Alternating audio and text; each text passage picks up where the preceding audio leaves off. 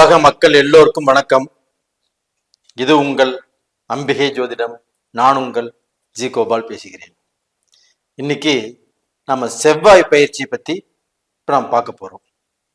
இந்த செவ்வாய் பகவான் ஆப்பட்டது 26/8/2024 பெயர்ச்சியாகி 22/10/2024 இதனுடைய பெயர்ச்சி முடிவடைகிறது. கிட்டத்தட்ட உங்களுக்கு 58 நாட்கள். இந்த செவ்வாய் பகவான் ஆப்பட்டது ரிஷபத்திலிருந்து பெயர்ச்சியாகி மிதுனத்துக்கு வராங்க. அப்படி மிதுனத்துக்கு வரக்கூடிய இந்த செவ்வாய் பகவானால் கடக ராசிக்காரங்களுக்கு என்ன பலன் நடக்கவிருக்கிறது அப்படிங்கிறது தான் இந்த பதிவில் நம்ம பார்க்க போறோம். இப்ப எல்லாருமே எனக்கு இந்த நாள் எப்படி இருக்கும், இந்த மாசம் எப்படி இருக்கும், இந்த வருஷம் எப்படி இருக்கும், இந்த மாதிரி எண்ணத்திலேயே செயல்பட்டு இருப்பாங்க. அதுக்கு எல்லாருமே தன்னுடைய ராசி பலனை பார்க்க ஆரம்பிப்பாங்க. அப்ப நமக்கு இந்த வாரம் எப்படி இருக்கும், இந்த நாள் எப்படி இருக்கும், இந்த வருஷம் எப்படி இருக்கும், நான் ஃபாரின் போவேனா, நான் வீடு கட்டுவேனா, எனக்கு கல்யாணம் ஆகுமா, என் குடும்பத்தில் இருக்கக்கூடிய பிரச்சனைகள் தீருமா, பிரிஞ்ச வாழ்க்கை ஒண்ணு சேர முடியுமா, நான் எதுலையுமே ஜெயிப்பனா, என்னுடைய வாழ்க்கை நல்லா இருக்குமா, இப்படிங்கிற பல கேள்விகளுக்கு அவங்க மனசுல வந்துட்டே இருக்கும். அந்த மாதிரி சமயத்துல தான் அவங்க எல்லாரும் வீடியோ பார்க்க ஆரம்பிக்கிறாங்க, அவங்களுடைய ராசி பலனை கேட்க ஆரம்பிக்கிறாங்க. அந்த வரிசையில தான் இந்த செவ்வாய் பகவானுடைய பயிற்சி. அப்ப இந்த செவ்வாய் பகவான் ஆப்பட்டது உங்களுக்கு 10ஆம் இடத்துக்கு உரிய கிரகம். அப்ப அந்த 10ஆம் இடத்துக்குரிய கிரகமாகப்பட்டது உங்களுடைய ராசிக்கு இப்ப 12ஆம் இடத்துல இருக்கிறாங்க. அப்ப அந்த 12ஆம் இடத்துல அந்த செவ்வாய் பகவான் இருக்கிறாங்கன்னா, அந்த செவ்வாய் பகவான் இருக்கிறது 12ஆம் இடம். அந்த செவ்வாய் பகவானுடைய பார்வையாகப்பட்டது உங்களுடைய ராசிக்கு 3ஆவது இடத்தை பார்க்கிறாங்க. அப்ப அந்த 3ஆவது இடத்தை அந்த செவ்வாயும் பார்க்கறாங்க. அந்த ரிஷபத்துல இருந்து குரு பகவானும் உங்களுடைய ராசிக்கு 3ஆம் இடத்தை பார்க்கிறாங்க. அப்ப அந்த 3ஆம் இடத்தை 2 கிரகங்கள், ஒன்னு குரு பகவான், 2வது செவ்வாய் பகவான், இந்த 2 கிரகங்களும் 3ஆம் இடத்தை பார்க்கும்போது அங்கு குரு மங்கள யோகம் அப்படிங்கிறது ஒன்று உருவாகிறது. அப்ப இந்த குருமங்கள யோகத்தால் கடகராசியில பிறந்த நீங்கள் இப்பொழுது அஷ்டம சனியின் பிடியில் இருந்து பல குழப்பத்துக்கு ஆளாகி, பல நெருக்கடிகளுக்கு ஆளாகி, தான் வாழ்ந்த வாழ்க்கையை தொலைச்சுக்கிட்டு, தான் செஞ்ச வேலையை இழந்து, தான் செஞ்சுட்டு இருக்கக்கூடிய பிசினஸ்லயும் நல்ல திருப்தி இல்லாமல்,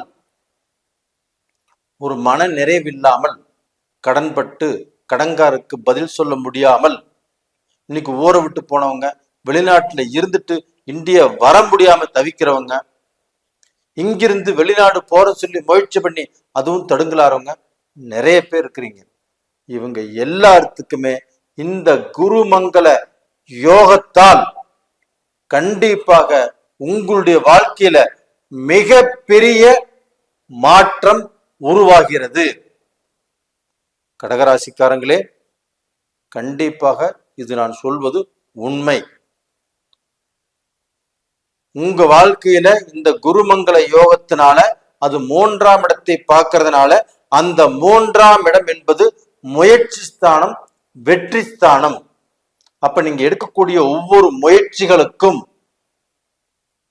ஒவ்வொரு விதமான வெற்றியை கண்டிப்பாக கொடுக்கும். இப்ப நீங்க வெளிநாடு போகணும்னு ஆசைப்படுறீங்க, கடந்த காலங்களில் தடங்கலை போச்சு, இந்த பீரியட்ல முயற்சி எடுங்க, கண்டிப்பாக அது சக்சஸ் ஆகும். இல்ல ஒரு விசாக்கு எதிர்பார்த்துட்டு இருக்கிறீங்க, கடந்த காலங்களில் வருன்னு பார்த்துட்டு இருந்தீங்க, வரல, இந்த டயத்துல அந்த விசா உங்களுக்கு வரும். வேலை கிடைக்கவே இல்லை, வேலை எதிர்பார்த்து வேலைக்கு அப்ளை பண்ணி எந்த ஒரு இன்ஃபர்மேஷனுமே இல்லை, இந்த டயத்துல அந்த இன்ஃபர்மேஷன் கண்டிப்பாக உங்களுக்கு வரும். அது நல்ல செய்தியோட தான் இருக்கும். என்ன, வேலை செஞ்ச கம்பெனில என்னை வேலையிலிருந்து எடுத்துட்டாங்க, திடீர்னு முன்னறிவிப்பு இல்லாமையே என்னை வேலையை விட்டு நிறுத்திட்டாங்க,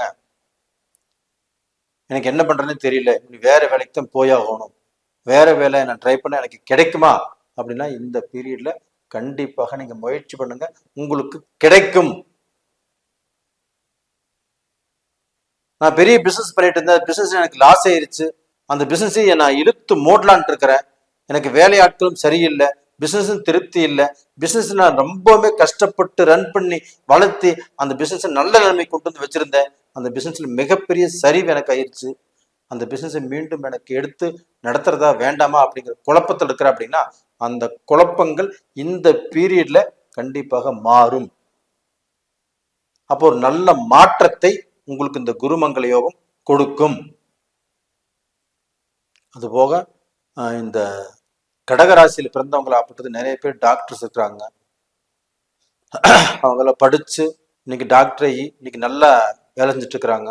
அதுபோக யூனிஃபார்ம் சம்பந்தப்பட்ட துறையில நிறைய பேர் இருக்கிறாங்க, ஃபயர் சர்வீஸ், இந்த மிலிட்ரி, அது போக பார்த்தீங்கன்னா போலீஸ், கண்டக்டர், டிரைவரு, இது மாதிரி நிறைய பேர் இருக்கிறாங்க. அவங்க எல்லாத்துக்குமே உங்க வாழ்க்கையில நீங்க செய்யக்கூடிய தொழில்ல எந்த விதமான குழப்பங்கள் இருந்தாலும் அந்த குழப்பங்கள் எல்லாமே தீரும், சரியாக வரும். இது போக பாத்தீங்கன்னா நம்ம வாழ்க்கையில வாழ்வா சாவா இப்படின்னு நிறைய பேர் கடகராசியில பிறந்தவங்க இன்னைக்கு வருத்தப்பட்டு வேதனைப்பட்டு இன்னைக்கு இருக்கிற எல்லாத்தையுமே இழந்து தன் வசதி போச்சு, தன்னுடைய ஸ்டேட்டஸ் போச்சு, தன்னுடைய நல்ல நிலைமை போச்சு, நல்ல பொசிஷன்ல இருந்து நம்ம கீழே வந்துட்டோம், நீ நம்ம வாழ்வோமா இல்லை வீழ்வோமா அப்படிங்கிற குழப்பத்தில் இருக்கிறீங்கன்னா கண்டிப்பாக கடகராசியில பிறந்தவங்க இந்த பீரியட்ல இந்த குருமங்கள யோகத்தினால கண்டிப்பாக நீங்க நல்ல பொசிஷனுக்கு வருவதற்குண்டான வாய்ப்பை இந்த செவ்வாய் பகவானும் குரு பகவானும் உங்களுக்கு ஏற்படுத்தி கொடுப்பாங்க. இது போக பாத்தீங்கன்னா அந்த செவ்வாய் பகவான் ஆப்பட்டது 7ஆம் இடத்தை பாக்குறாங்க, உங்க ராசிக்கு அது 6ஆம் இடம்.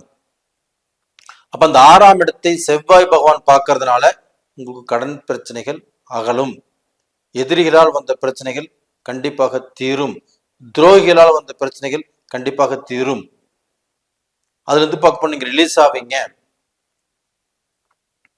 இது போக பாத்தீங்கன்னா அந்த கடகராசிக்கு 7ஆம் இடத்தையும் அந்த செவ்வாய் பகவான் பார்க்கறாங்க. அந்த 7ஆம் இடம் என்பது என்ன? கலஸ்தரஸ்தானம், ஒரு ஆணும் பெண்ணும் இணையக்கூடிய அந்த இடம் தான் 7ஆம் இடம். அப்ப அந்த இடத்தை செவ்வாய் பகவானும் பார்க்கறாங்க, அங்க குரு பகவானும் அந்த இடத்தை பார்க்கறாங்க, மகரத்தை. அந்த இடத்துலயுமே ஒரு குருமங்கள யோகங்கிறது உருவாகிறது. அப்ப இந்த குருமங்கள யோகத்தின் காரணமாக கடகராசியில பிறந்த ஆண் பெண் இருபாலருக்கும் கல்யாண வயசுல உள்ளவங்களுக்கு கண்டிப்பாக அந்த திருமணம் இப்ப முயற்சி பண்ணா கண்டிப்பாக நடக்கும்.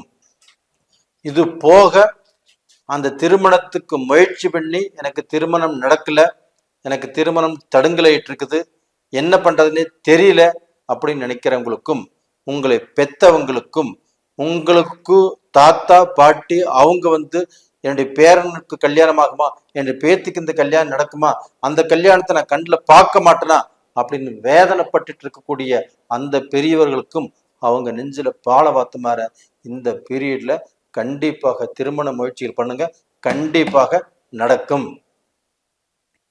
இது போக பிரிந்த குடும்பங்கள், நிறைய குடும்பங்கள் ஆப்பட்டது பிரிஞ்சு குழப்பத்துல இன்னைக்கு வாழ்ந்துட்டு இருக்கிறாங்க.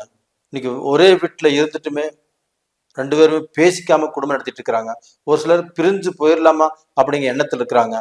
அதையெல்லாம் தயவு செய்து நினைக்காதீங்க, நெகட்டிவ் திங்ஸே நினைக்க வேண்டாம், உங்களுக்கு பாசிட்டிவா நினைக்க, அது எல்லாமே இந்த பீரியட்ல கண்டிப்பா உங்களுக்கு நடக்கும்.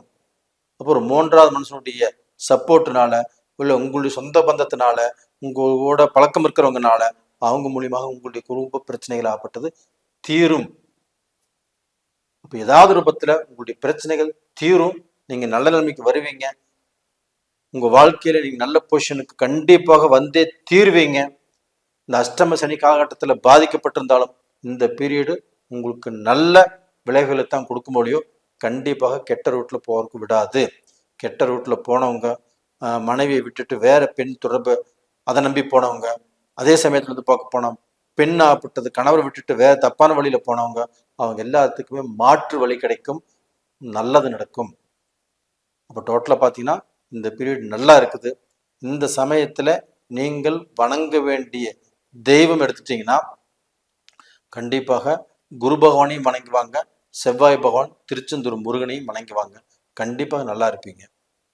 இப்போ டோட்டலாக இந்த பதிவு பிடிச்சிருக்குன்னு நினைக்கிறேன். பிடிச்சிருந்தா லைக் பண்ணுங்க, சப்ஸ்கிரைப் பண்ணுங்க, உங்கள் சொந்த பந்தங்களுக்கும் ஷேர் பண்ணுங்க. உங்களுடைய ஜென்ம ஜாதகத்தில் நடக்கக்கூடிய தசா புத்திகள் உங்களுக்கு சாதகமாக பாதகமான்னு பார்த்துக்கோங்க. ஏன்னா ஒருத்தருடைய ஜாதகம் தான் உங்களுடைய தலையெழுத்தை நிர்ணயம் பண்ணும். அப்போ இப்போ நடக்கக்கூடிய தசைகள் சாதகமாக பாதகமான்னு பார்த்துக்கோங்க. அப்படி பார்க்கணும்னு விருப்பப்பட்டால் கீழே 2 நம்பர் கொடுத்துருக்குறோம், கான்டாக்ட் பண்ணுங்க. உங்களிடமிருந்து விடைபெறுவது உங்களின் ஜி கோபால். நன்றி, வணக்கம்.